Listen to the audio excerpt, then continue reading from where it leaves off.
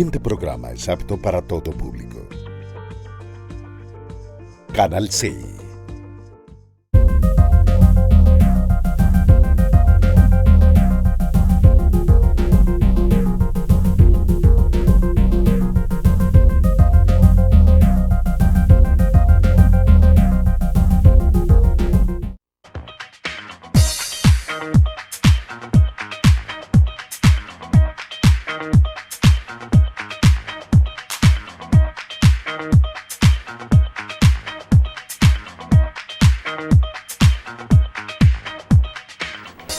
¿Cómo llama el programa?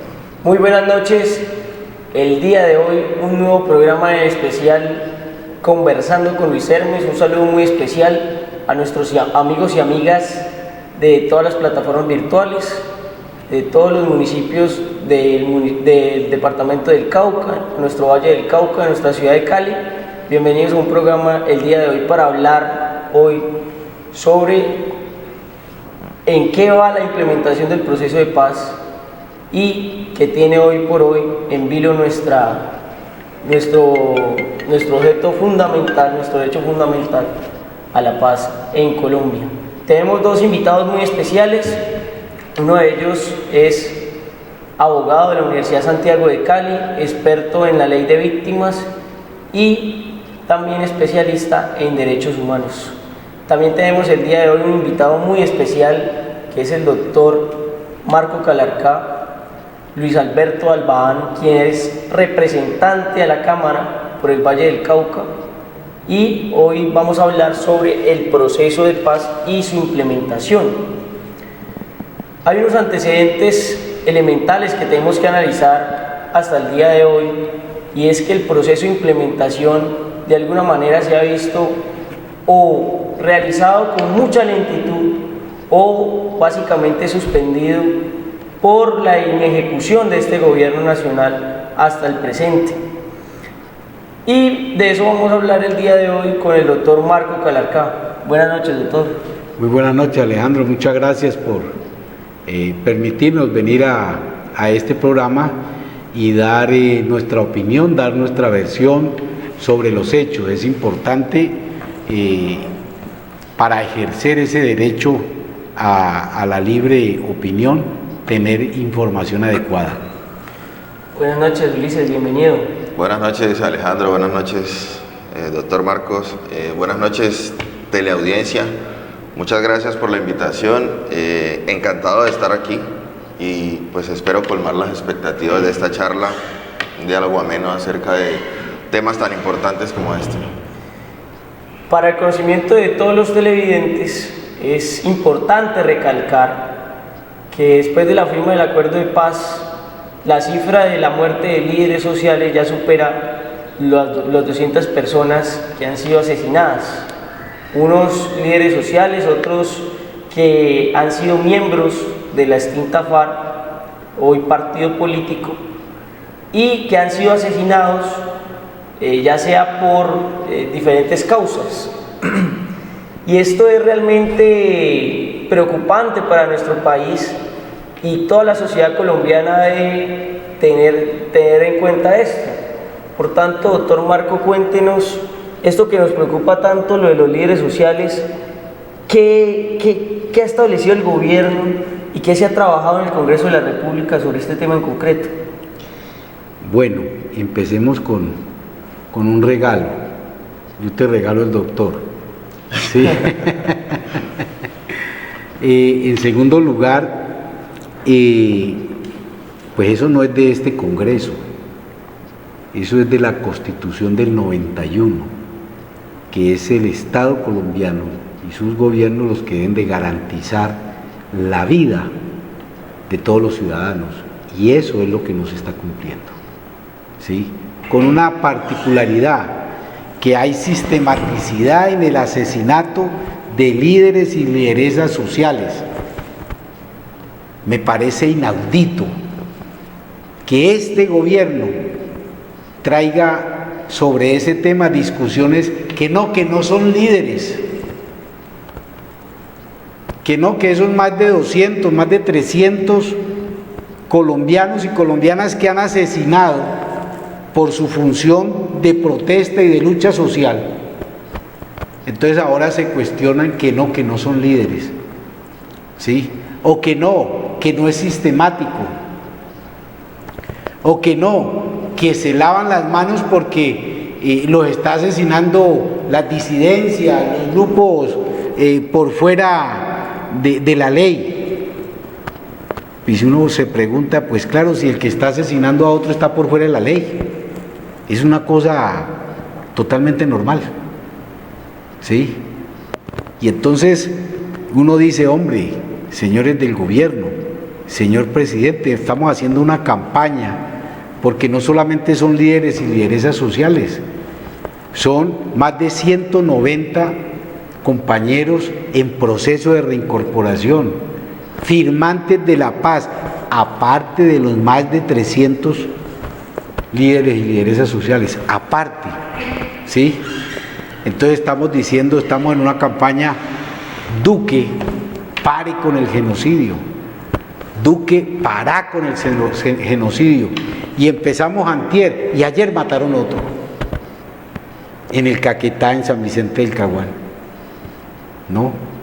Entonces decimos, el Estado tiene que responder, es el Estado el que tiene que responder por la vida de sus ciudadanos, y este Estado no está respondiendo.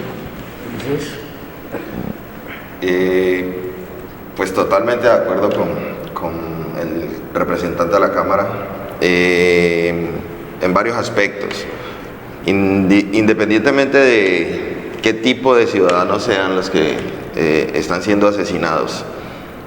Vamos a pensar en que no sean líderes sociales, vamos a pensar en que no sean lideresas, simplemente son colombianos, son personas, son seres humanos que están siendo exterminados, son seres humanos que han venido padeciendo este fenómeno por el hecho de tener una opinión diferente, por el hecho de protestar en contra de algunas políticas de Estado que no les parecen, ¿sí? Y en procura de defender los derechos humanos de las personas de a pie, están siendo asesinadas. Yo quisiera, como en este punto, devolverme un poco en nuestra historia. Me parece importante llegar a un momento anterior al proceso de paz, incluso al momento mismo en el que nace este conflicto, en el que por alguna razón un grupo de personas, después de hacer varias protestas y no encontrar soluciones en el gobierno, decide organizarse, ¿sí? De alguna manera, y protestar de manera formal, pero a través de la toma de las armas, que es cuando pues nace nuestro conflicto, que es el que hoy nos tiene en el momento histórico en el que estamos. No quisiera ponerle fechas a esto en mi intervención, pero sí me parece importante resaltar ese hecho, puesto que hace pocos meses, a finales del año, vivimos y estamos en este momento viviendo un fenómeno de protestas parecido a lo que sucedió hace muchos años y que ojalá no termine de la misma manera. Un grupo de personas protestaron hace muchos años, al no ser escuchados decidieron tomar las armas. Hoy en día estamos viendo cómo a partir del 21 de noviembre muchísimas personas protestaron de una manera formal y lo que recibieron como respuesta del Estado fue un ataque frontal a esa protesta, un ataque formal a esas personas. Y hoy en día, a pesar de que continúan dichas protestas, la respuesta del Estado, primero en las reclamaciones, continúa ausente, y segundo, continuamos viendo cómo muchas de esas personas están siendo asesinadas. Preocupante entonces ese hecho. Es importante ahondar también en algo que Ariel Ávila, que ha sido un estudioso pues del proceso de paz y lo que está pasando actualmente en las zonas donde hay todavía disidencias, donde también hay procesos de restitución de tierras, donde hay procesos de liderazgo social, y es el tema de las causas de la muerte de los líderes sociales. Entonces, algunos analistas dicen que una de las causas es líderes que están dentro del proceso de implementación, por ejemplo, en el tema de restitución de tierras. Otros dicen que es porque hacen parte de una militancia política y defienden unos derechos y unos intereses colectivos en los cuales muchos están en contra de ellos, como por ejemplo los acaparadores de tierras, etcétera, etcétera. Y otros porque han sido parte del proceso de paz y han defendido el proceso de paz desde el movimiento social, que han podido determinar desde el partido FARC sobre las causas del asesinato de los líderes sociales y de sus miembros del partido. Nosotros hemos dicho, incluso hicimos discusiones en torno a esto en La Habana, es que necesitamos cambiar la concepción militar que hay en Colombia. Hay una cosa que se llama la doctrina de la seguridad interna, impuesta en los 40, como una forma de dominar para evitar, para contener el avance del comunismo. Y estamos hablando 80 años después. En el mundo eso cambió y en Colombia sigue. El centro de esa doctrina es: el que piense distinto es considerado objetivo militar. Perdón. Y todos esos líderes y lideresas piensan distinto. Y por eso los han asesinado. Porque además no solo piensan, sino que lo expresan. Y luchan por sus derechos. Ninguna estaba luchando por algo ilegal. Estaban luchando por derechos, no solo de ellos y de ellas, sino de las mayorías, y por eso se convierten en un peligro para este régimen. Por eso necesitamos avanzar en el cambio de esa doctrina militar, por una doctrina que incluso la ONU está promocionando en el mundo, que es la doctrina de la seguridad humana, donde la persona, donde los hombres y las mujeres son el centro de la seguridad y no el sistema y no las propiedades y no los privilegios. Sí, es correcto, y apoyando lo que manifiesta Marco, lo importante, lo que tenemos que privilegiar precisamente es la seguridad de los seres humanos, la vida de las personas, los derechos de las personas, los derechos humanos de todo ese conglomerado de gente que por una u otra razón piensa que se le están vulnerando sus derechos y que reclama precisamente por eso. Y en ese ejercicio obviamente surgen personas que tienen un liderazgo especial y que por ende se toman la vocería, toman la bandera, y estos son como la cabeza visible de estos movimientos y terminan siendo asesinados.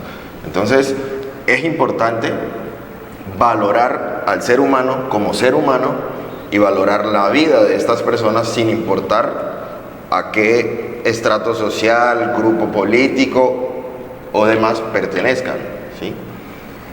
Ahora hay otro tema que es trascendental y preocupante a la vez. El presidente Iván Duque va a los organismos internacionales como la ONU a decir públicamente que en Colombia se está implementando la paz, a decir de que él está a favor de la paz, cuando sabemos muy bien cuál fue su discurso dentro de la campaña electoral y su inejecución en cuanto a la implementación. Entonces, sería importante saber desde la visión del partido FARC sobre la implementación de los acuerdos. ¿Va andando a paso lento? ¿Está suspendida? ¿Realmente no hay una voluntad política por parte del presidente Duque ni por parte las diferentes entidades encargadas de la implementación y el monitoreo del proceso de paz? Pues la verdad, ya hay que decirlo, lo dicho por el presidente de que iba a hacer trizas el acuerdo, pues no lo ha cumplido, no lo ha podido cumplir, aunque lo ha intentado. Ahora ha dicho que va a cumplir con lo pactado, ¿sí? Pero no hace absolutamente nada concreto para avanzar en la implementación del acuerdo. Todo le ha dado una nueva resignificación, desconociendo el espíritu y la letra de lo que se ha acordado, en una prepotencia en el sentido de que pues nosotros somos el gobierno, ustedes eran ilegales y entonces nosotros hacemos la interpretación y ese es la llamada paz con legalidad, ¿sí? Como si lo que estuviera en el acuerdo fuera ilegal. Entonces no avanza. Hay estudios, mire, ayer, antier, salió el informe de la ONU, de la Alta Comisionada para los Derechos Humanos, y ahí están planteando el incumplimiento del acuerdo. Salió el informe de la ONU, en la oficina encargada de las drogas de uso, de las drogas ilícitas y de los cultivos de uso ilícito, y también muestra que no se está avanzando en lo acordado.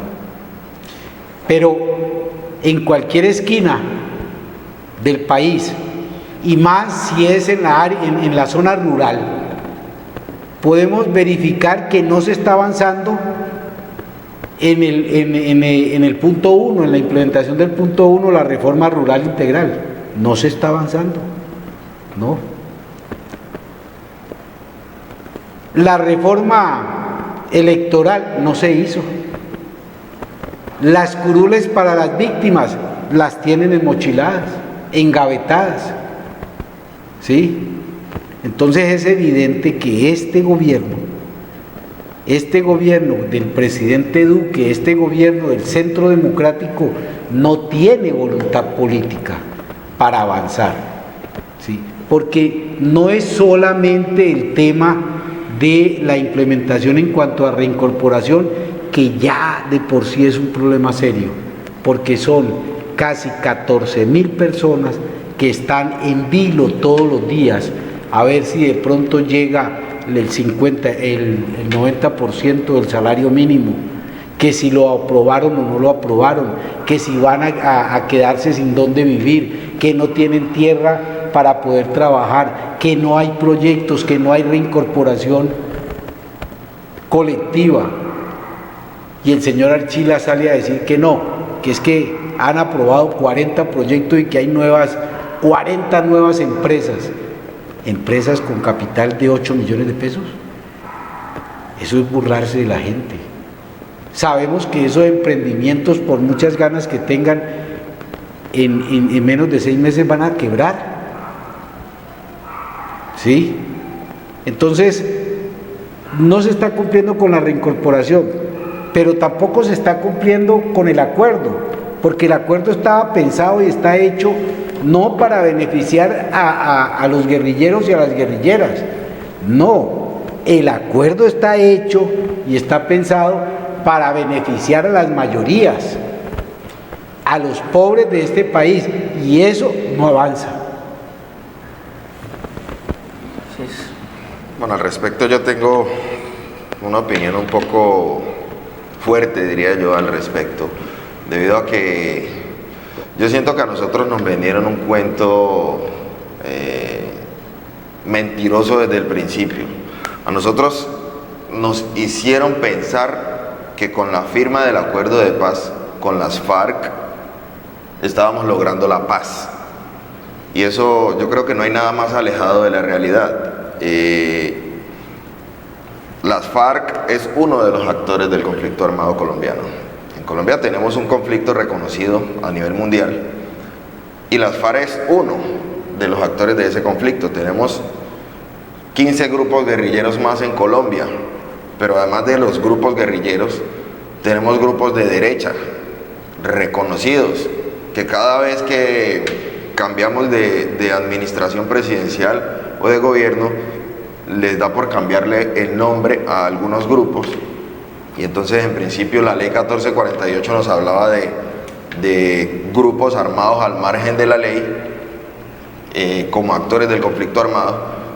Hoy nos hablan de GAO, hoy nos hablan de otro poco de nombres diferentes, grupos residuales. En alguna época nos hablaron de que el paramilitarismo dejó de ser paramilitarismo y se convirtió en otra cosa. Entonces nos van cambiando el nombre con el fin de sacarlos del marco jurídico en el que se encuentran. ¿Para qué? Para no ligarlos al conflicto armado interno colombiano. Y sabemos todos que todo es lo mismo, ¿sí? Que todos esos grupos nuevos son autodefensas en términos generales, y que los grupos guerrilleros siguen siendo grupos guerrilleros. Entonces, ¿por qué hablo de este tema?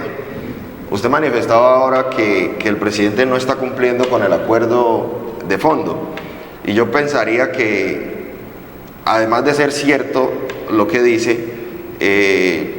está siendo coherente con su discurso. Él en su discurso, en su campaña, durante toda su campaña y en su discurso, incluso después de haber asumido el poder ejecutivo, él manifestó su desacuerdo con ese acuerdo de paz y con todo el proceso de paz en términos generales. Entonces, sería bastante contradictorio que él, después de haber hecho su campaña con esa bandera, diciendo que iba a hacer trizas el acuerdo de paz prácticamente,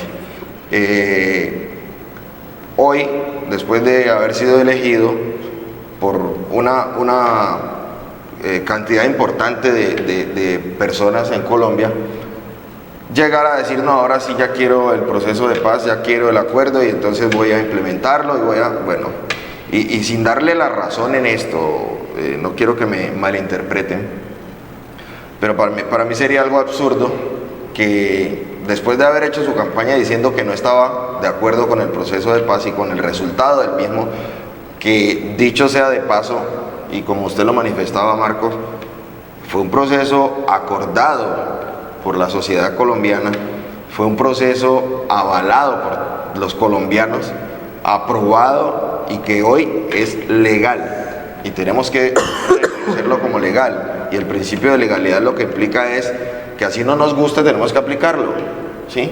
Pero lo que él está haciendo es,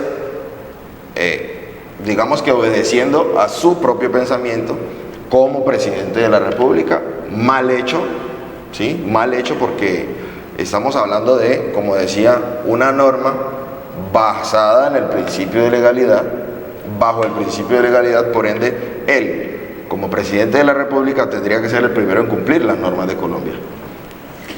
Sí, realmente, perdón, yo interpelo, porque sí y no. Claro, él es coherente con su pensamiento y con la política de su partido, ¿sí? Pero es que el acuerdo hace parte de la constitucionalidad del país, Sí. ¿no? Entonces, está obligado A cumplirlo. a cumplirlo. Pero más allá, entonces nosotros decimos, hombre, la paz tiene que ser completa. De verdad, para gozar de la paz en el país. ¿Sí? Si cuando se da el acuerdo, incluso desde antes, cuando se empieza el cese de fuegos bilateral, se siente la paz. Seguramente en todas las ciudades o en toda la ciudad no se sentía lo mismo, pero por lo menos las noticias frente a los enfrentamientos en la ruralidad colombiana bajaron. Los muertos, los heridos, pues bajaron. se alcanzó a sentir solo con la firma y poniendo en práctica el cese de fuegos con FARC.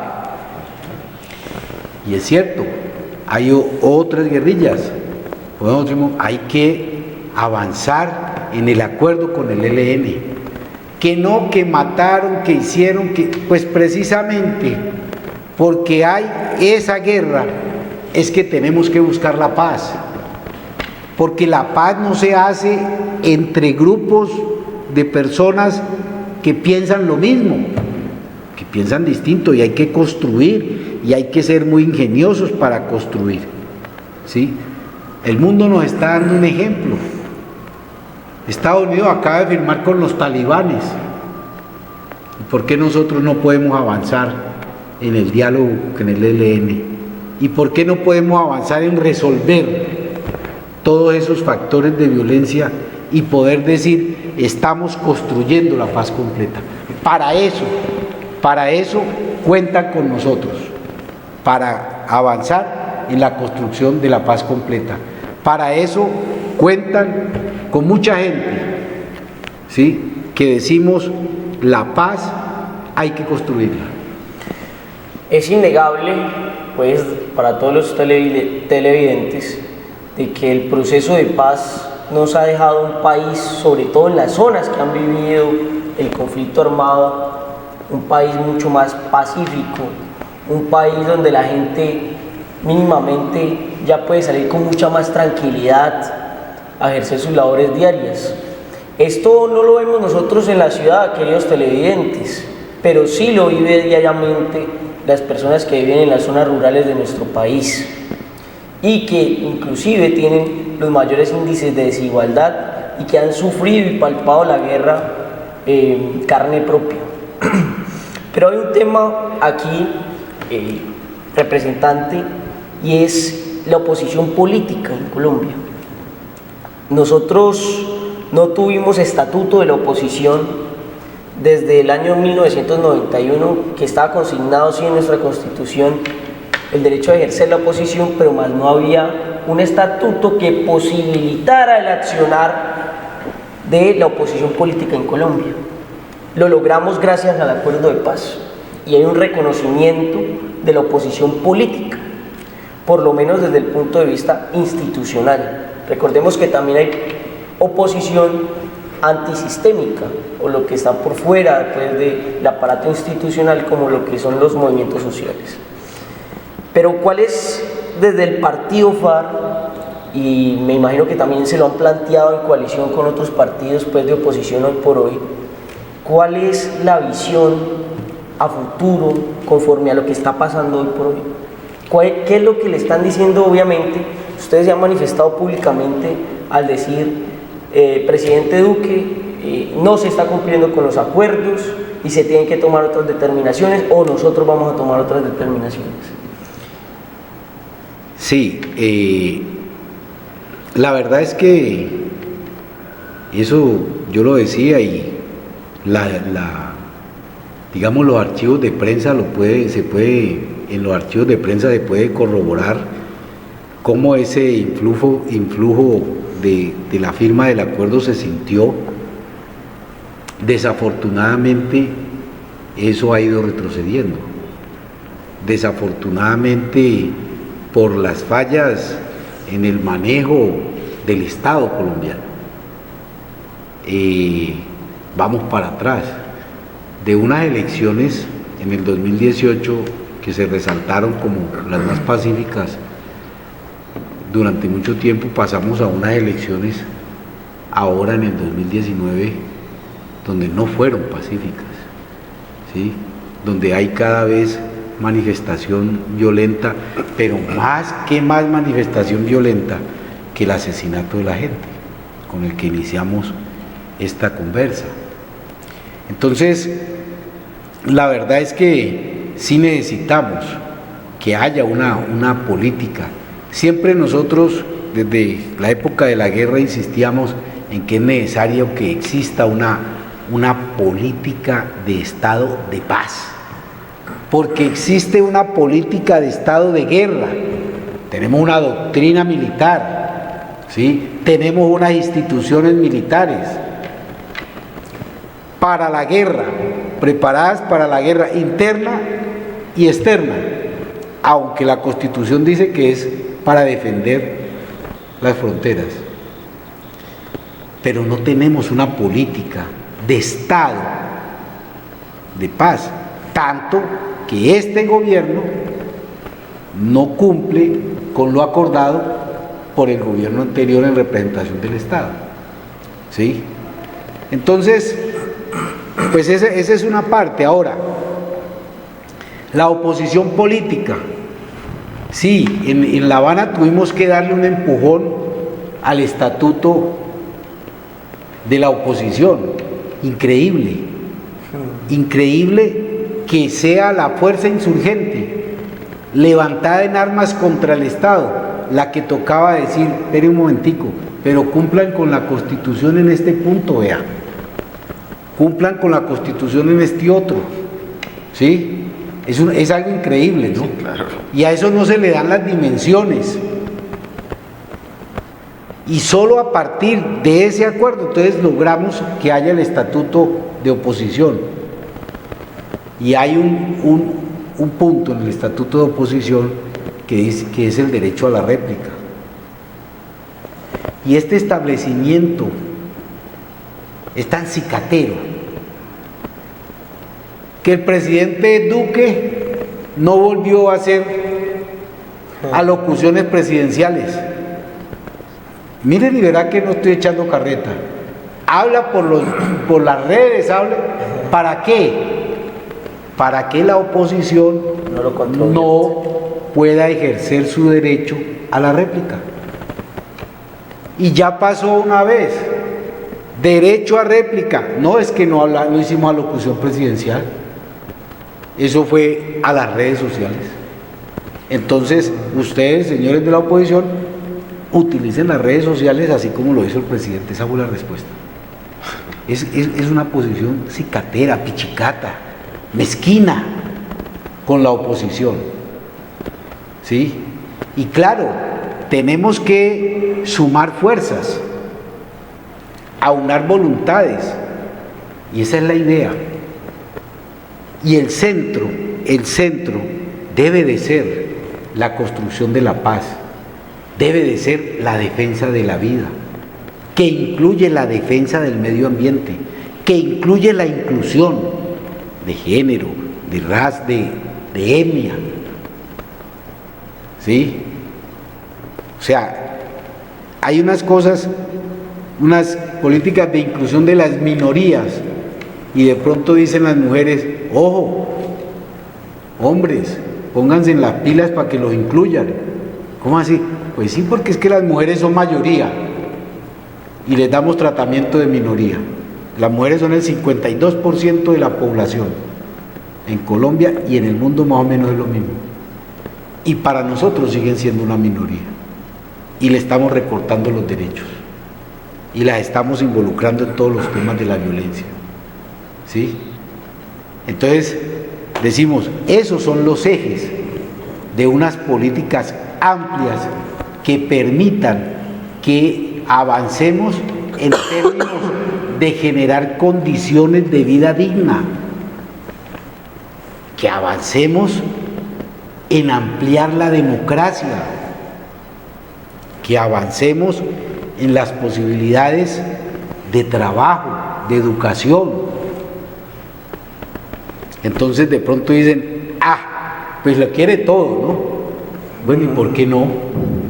¿Y por qué no podemos querer que nuestros derechos sean satisfechos? Nosotros no estamos pidiendo casa, carro, finca y beca. Nosotros no pedimos nada, nosotros exigimos nuestros derechos. ¿Sí? Y esos son derechos fundamentales. Aquí mi compañero de panel, especialista en eso, puede dar fe de esa cuestión. ¿Cuáles son los derechos fundamentales? Yo recuerdo que hace unos años, por ejemplo, hablaban en Europa de derechos de tercera, de cuarta generación, y aquí todavía nos estábamos matando. Y ahora hacemos el acuerdo, estamos comprometidos en la paz, pero nos siguen matando. ¿sí? Y los derechos humanos en el mundo han tenido un retroceso.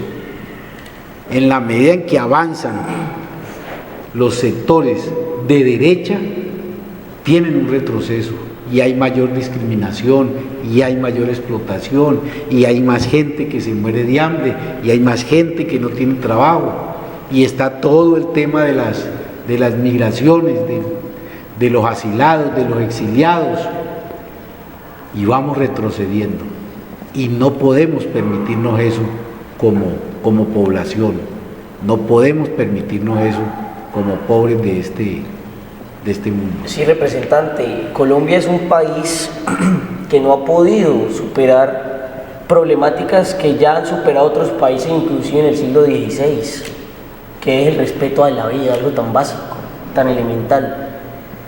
Y hoy deberíamos estar discutiendo temas y problemáticas del siglo XXI, como es el cambio climático, como la ampliación de derechos a comunidades indígenas, a comunidades afrodescendientes, pero estamos sesgados hoy por hoy en una dinámica todavía de pedir al Estado que proteja la vida, que es una función elemental desde su concepción moderna inclusive.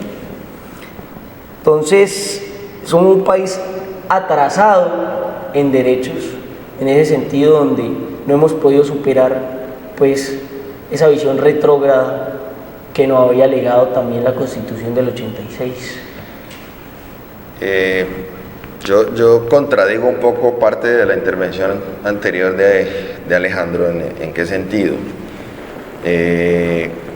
Alejandro afirmó hace un rato que luego del acuerdo de paz, y mi compañero de panel también, cuando se suscribió incluso el cese al fuego, la percepción de seguridad y no solo la percepción sino la realidad nos mostró un cambio, y es totalmente cierto. Sin embargo, después de la firma del acuerdo de paz, Alejandro decía, en las ciudades nosotros no sentimos lo que está sucediendo en la parte rural, en las zonas rurales. Y yo quiero decir al respecto que en la zona rural tampoco. Es decir, yo no soy de Cali, afortunadamente, no porque tenga algo en contra de Cali, sino porque soy muy orgulloso de donde soy. Soy chocuano, orgulloso de mi tierra y adolorido con lo que sucede hoy en día en mi tierra. Pasamos de un remanso de paz de verdad, no es la frase cliché, de un remanso de paz donde nosotros podíamos salir y en la casa nadie tenía llaves porque no era necesario tener llaves, ¿sí? Porque dejábamos la puerta, como decimos en mi tierra, entornadita, un poco cerrada. Lo único que teníamos que hacer era empujar cuando llegábamos, a la hora que fuera. Y pasamos de eso a lo que vivimos hoy en día. En el Chocó hoy hay muertes, al igual que en cualquier ciudad. La diferencia de pronto es la cantidad por el porcentaje de habitantes. Pero muy seguramente si lo comparamos porcentualmente, lo podemos estar superando. Un departamento lleno de selva tropical, un departamento sano, hasta cierto punto de nuestra historia. Y no estoy culpando al proceso de paz de lo que está pasando hoy, pero sí culpo a esas políticas de Estado de las que estaba hablando Marco hace un rato, debido a que las políticas de Estado en Colombia están diseñadas única y exclusivamente para administrar y beneficiar a las ciudades, pero a la parte rural de Colombia, la periferia, no le prestan atención. Miremos lo que pasó en Bojayá hace unos años, ya bastantes, y eso mismo, digamos que no se ha repetido porque Dios es muy grande, no porque haya sido evitado por el Estado colombiano. Realmente nosotros vemos cómo ha crecido el desplazamiento, cómo ha crecido. En el Chocó no existía gente en la calle, durmiendo en la calle o mendigando en las calles, no existía. Y yo les hablo del Chocó porque soy de allá, porque tengo conocimiento. Entonces, lo que nosotros estamos viviendo hoy en la parte rural de Colombia es que ese descuido del Estado, esa falta de atención a el acuerdo de paz, esa falta de cumplimiento por parte del Estado de ese acuerdo de paz, ha hecho que se descuiden toda la periferia del Estado colombiano, y es allá donde hoy vemos que se está fortaleciendo la delincuencia, sin importar de dónde provenga. Pero el narcotráfico está fortalecida algunos grupos guerrilleros, están fortalecidas las famosas GAO de hoy en día, los grupos al margen de la ley en términos generales, y debo decirlo, sobre todo aquellos grupos de derecha son los que se están fortaleciendo en estas zonas. Entonces, las políticas de Estado deben estar direccionadas, si estamos hablando de paz de verdad, deben estar direccionadas entonces a la paz con todos los sectores. Marco mencionaba ahorita el tema del proceso de paz fracasado hasta el momento con el ELN. Yo creo que es una necesidad, yo creo que tenemos que exigirle al Estado colombiano que se siente y negocie, así como pudimos negociar con las FARC, que se dio solo un paso adelante. No estamos hablando de que estamos en paz, todos felices, no es cierto. Pero es un paso, y un gran paso, hacia la paz, hacia esa paz que el acuerdo nos llama paz durable, estable y duradera. Es un gran paso, pero no es el único paso que tenemos que dar, y no podemos esperar, por ende, que con la suscripción de un acuerdo de paz con un solo grupo, al margen de la ley, por cualquier razón, ya estamos en el curubito de la paz. Tenemos que seguir avanzando, pero lo que estamos viendo con la aplicación o la implementación del acuerdo es que estamos retrocediendo. Ese paso que habíamos dado era uno y ahora ya retrocedimos medio. Y si seguimos como vamos, muy seguramente vamos a retroceder no medio más, sino un paso más. Y entonces vamos hacia atrás, no estamos avanzando en la paz. Sí, yo quiero decir algo, totalmente de acuerdo con eso. Se necesita la política de paz. Fíjese que uno de los puntos en esta gran lucha que mencionaste ahora, en esta gesta, digamos, por los derechos, que es el paro nacional, uno de los puntos es precisamente la paz, la implementación del acuerdo de paz y la paz completa. Es decir, avanzar en el proceso de paz con el ELN y mirar a ver qué se va a hacer con esa otra serie de grupos. Nosotros en el Congreso hemos tenido muchas discusiones porque frente al ELN, entonces el gobierno ha presentado una serie de proyectos que quiere vencer al ELN antes de llegar a la mesa, ¿sí? Y entonces lo que hace es que es imposible, hombre. Si el problema son las retenciones, si el problema son las tomas de pueblos, si el problema son los muertos, pues ese problema es el que hay que solucionar en la mesa, ¿sí? Y no puede ser que entonces se hagan leyes que hay que hacer esto primero, hay que hacer lo otro, y lo hemos dicho, lo hemos denunciado, hombre, ustedes lo que van a hacer con esas aprobaciones de esas leyes es alejar cada vez más la posibilidad de legalizar una mesa de conversaciones y por lo tanto la posibilidad de buscar un acuerdo dialogado, ¿sí? Eso es lo que se está haciendo, y eso pues implica el fortalecimiento del otro sector, que es el sector de la guerra, el sector de los señores de la guerra, los guerreristas, los militaristas, que no es un problema única y exclusivamente ideológico, no es que les guste nomás la guerra, no, es que lucran con la guerra, lucran desde el punto de vista económico y lucran desde el punto de vista político, ¿sí? Entonces, ese es, digamos, uno de los grandes problemas que tenemos en nuestro país. Y alguien decía, bueno, ¿y por qué en los otros países hay pobres y no hay guerrilla? Nosotros pensamos que la causa es que aquí, en Colombia, tenemos una clase dominante supremamente violenta, que se acostumbró a tener como herramienta en la discusión política el asesinato.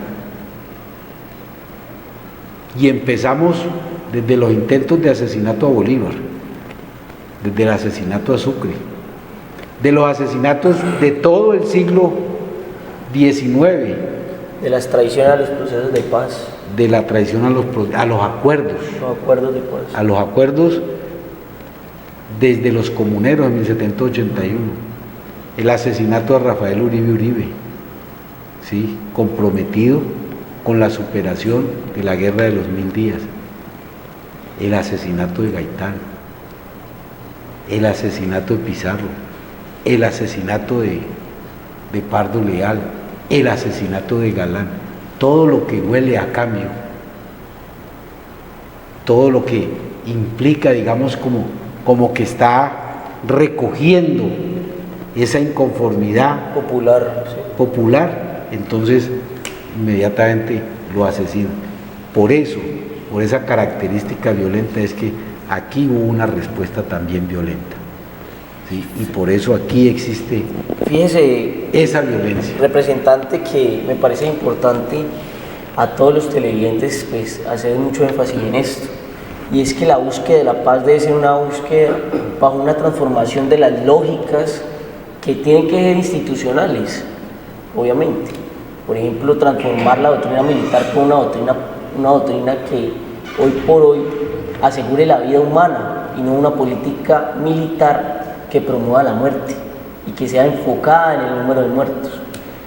Y así además todas las entidades del Estado deben tener una lógica institucionalizada de paz y democracia, que eso se traduciría en términos ya ciudadanos en una lógica también de la ciudadanía de paz, que es fundamental. Bueno, se nos acabó el tiempo, un minuto para despedirnos de los televidentes, Ulises. Sí, yo, bueno, aprovecho este minutico tan corto para invitar al pueblo colombiano a que sigamos creyendo en la paz. Yo creo que el pueblo ya se cambió el chip y se puso el chip de la paz. La presión social muy seguramente hará que quienes administran el Estado también se pongan el chip de la paz y saquen ese chip de la guerra. Eso lo necesitamos. Necesitamos dejar de pensar en matar a aquellos que están protestando y pensar en sentarnos en la mesa, mirar qué es lo que quieren, cuáles son sus necesidades, cuáles son sus requerimientos y pensar cómo podemos avanzar en la paz. Yo totalmente de acuerdo, Ulises, muchas gracias. Igual renovo el agradecimiento a Alejandro y a todos los que han tenido la paciencia de escucharnos. Necesitamos avanzar en esta construcción de paz, necesitamos entendernos, necesitamos resolver nuestras diferencias a través del diálogo, y es posible. No necesariamente vamos a estar todos y todas de acuerdo, pero sí necesariamente podemos avanzar en la solución sin violencia. Bueno, un saludo muy especial a todos y a todos nuestros amigos de las plataformas virtuales. Les enviamos un saludo muy especial. Señoras y señores, recuerde, ¿sabe usted dónde está su hijo? Si no lo sabe, comience a preocuparse, porque por eso se está perdiendo nuestra juventud. Una feliz noche sabatina.